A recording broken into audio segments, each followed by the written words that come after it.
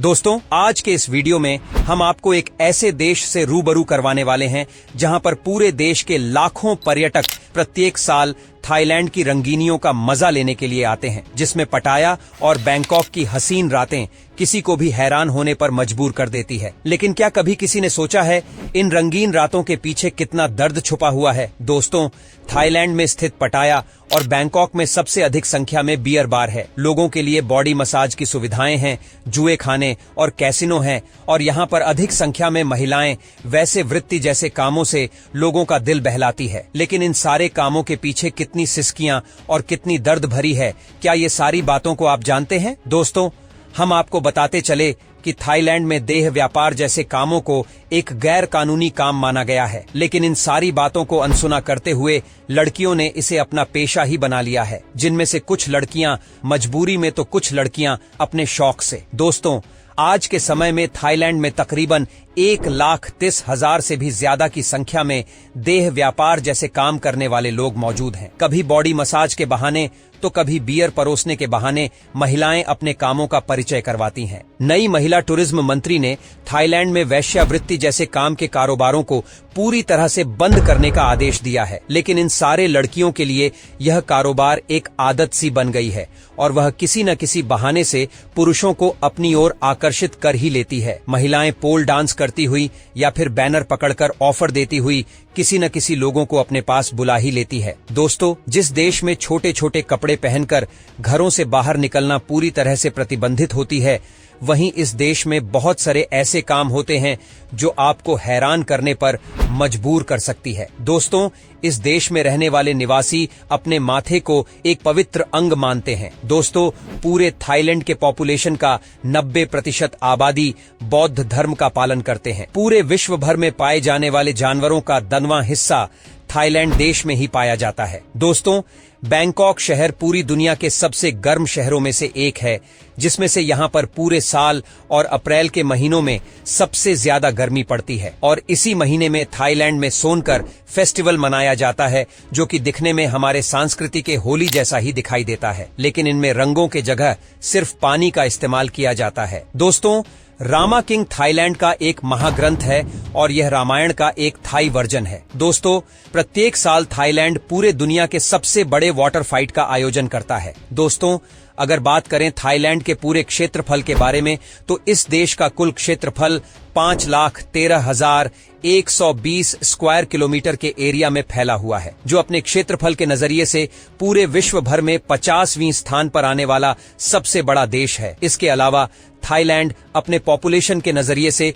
पूरे दुनिया भर में 21वें नंबर पर आता है। दोस्तों, अगर बात करें थाईलैंड की कैपिटल सिटी के बारे में, तो यहाँ की राजधानी बैंकॉक के नाम दर्ज है, जो इस पूरे देश का सबसे बड़ा शहर होने का सम्मान भी रखता है।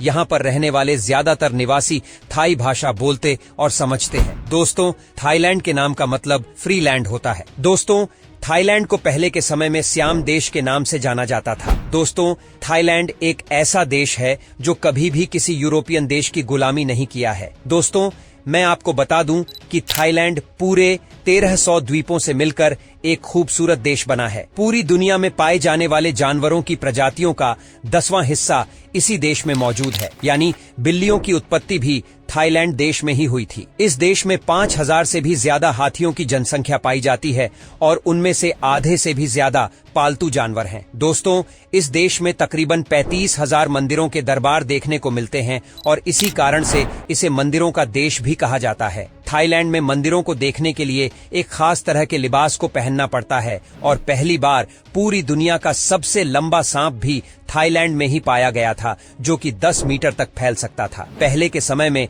साल 2004 में आने वाली सुनामी में थाईलैंड के 8,000 से भी ज्यादा की संख्या में लोग अपनी जान गंवा दिए थे। दोस्तों, थाईलैंड में सोने से बनी भगवान बौद्ध की मूर्ति है, जिसका पूरा वजन 5,500 किलोग्राम है और इस मूर्ति की कीमत तकरीबन $250 मिलियन है। पूरी दुनिया की सबसे बड़ी जिंदा छिपकली थाईलैंड देश में ही पाई गई थी, जहां पर सबसे जहरीले सांप किंग कोबरा भी देखने को मिलते हैं, और इस सांप के बारे में तो आप सभी को बखूबी पता ही होगा। दोस्तों, थाईलैंड में स्थित मेकांग नदी में 1300 से भी ज्यादा अलग अलग मछलियों की प्रजातियां पाई जाती हैं।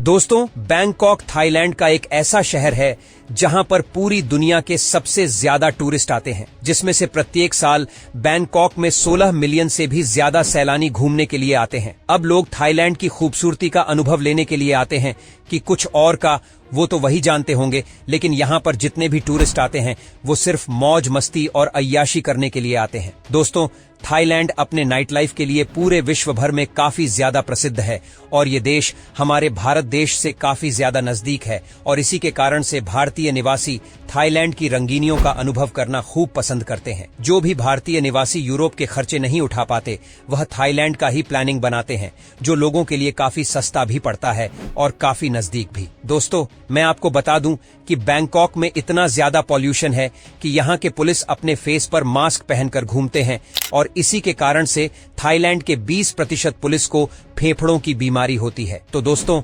उम्मीद है थाईलैंड का यह हमारा वीडियो आपको जरूर पसंद आया होगा, तो प्लीज इस वीडियो को एक लाइक जरूर दीजिएगा और अगर आप हमारे चैनल पर पहली बार हैं तो प्लीज हमारे चैनल को सब्सक्राइब करके नीचे दिए गए बेल को जरूर दबा दें ताकि आने वाली वीडियो की नोटिफिकेशन आपको हमेशा मिलती रहे। फिर मिलेंगे ऐसे ही अगले इंटरेस्टिंग वीडियो को लेकर, तब तक के लिए बाय बाय।